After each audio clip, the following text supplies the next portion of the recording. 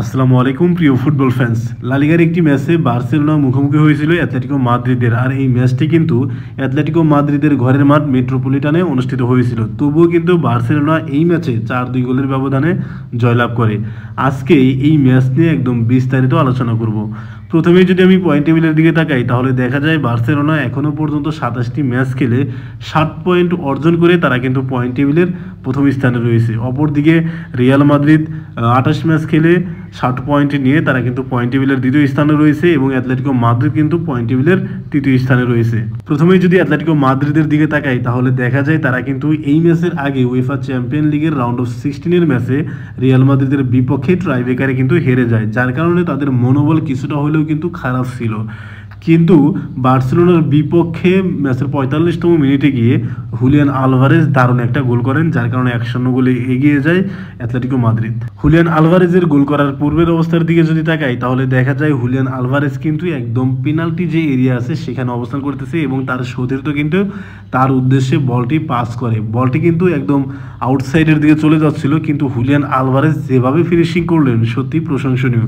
আমি তো প্রথম সেকেন্ডে ভেবেছিলাম হয়তো বলটি উপর দিয়ে যাবে, আমরা কিন্তু অনেক সময় দেখেছি রানিং থাকা অবস্থায় এই পজিশন থেকে গোল করা সত্যিই প্রশংসনীয়।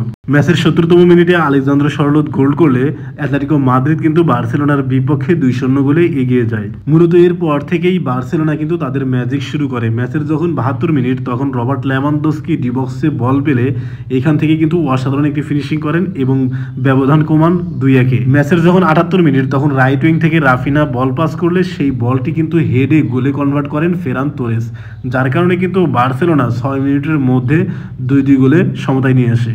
বার্সেলোনার তৃতীয় গোলটির দিকে যদি তাকাই তাহলে দেখা যায় লামিন ইয়ামাল কিন্তু আউটসাইড অফ ডি বক্স থেকে জোরালো একটি কিক করেন এবং সেই কিকটি অ্যাটলেটিকো মাদ্রিদের ডিফেন্ডারের গায়ে লেগে দিক পরিবর্তন করে সেটা কিন্তু গোলে ঢুকে যায়।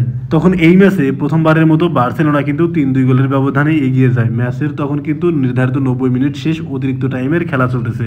তারপরে একদম ম্যাচের শেষ দিকে ফেরান তোরেস আরেকটি গোল করলে 4-2 গোলের বিশাল ব্যবধানে কিন্তু অ্যাটলেটিকো মাদ্রিদকে তাদেরই ঘরের মাঠে বার্সেলোনা কিন্তু হারায়। অ্যাটলেটিকো মাদ্রিদের বিপক্ষে বার্সেলোনার স্টার্টিং লাইন আপের দিকে যদি তাকাই তাহলে দেখা যায় তারা 4 জন ডিফেন্ডার, 2 জন ডিফেন্সিভ মিডফিল্ডার, 3 জন হচ্ছে ফরওয়ার্ড লাইনের ফুটবলার এবং 1 জন সেন্টার ফরওয়ার্ড, অর্থাৎ 4-2-3-1 এই ফরমেশনে কিন্তু বার্সেলোনা খেলেছে।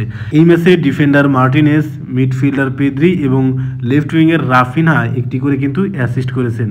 এই ম্যাচের টার্নিং পয়েন্ট হচ্ছে দানি অলমোকে সাব করিয়ে ফেরান তোরেসকে নামানো। ফেরান তোরেস সাম্প্রতিক কিন্তু সাব হিসেবে নেমে দারুণ ছন্দে রয়েছেন। এর আগেও তিনি একটি হ্যাট্রিক করেছিলেন আর এই ম্যাচে কিন্তু বার্সেলোনাকে একদম জিতিয়ে দিলেন। এই ম্যাচে অ্যাটলেটিকো মাদ্রিদ খুব ভালোভাবেই কিন্তু ম্যাচে ছিল। ম্যাচের 70 মিনিট পর্যন্ত তারা 2-0 গোলে এগিয়েছিল। তাই এখান থেকে অনেকেই ভেবে নিয়েছিল যে বার্সেলোনা কিন্তু এই ম্যাচটি হেরে যাবে, কিন্তু ম্যাচের শেষের দিকে অ্যাটলেটিকো মাদ্রিদের ফুটবলাররা হারিয়ে ফেললে বার্সেলোনা কিন্তু এই সুযোগটি নেয় এবং পরবর্তী সময়ের 25 মিনিটে কিন্তু 4টি গোল করে বার্সেলোনা কিন্তু ঐতিহাসিক আরেকটা জয় পায়।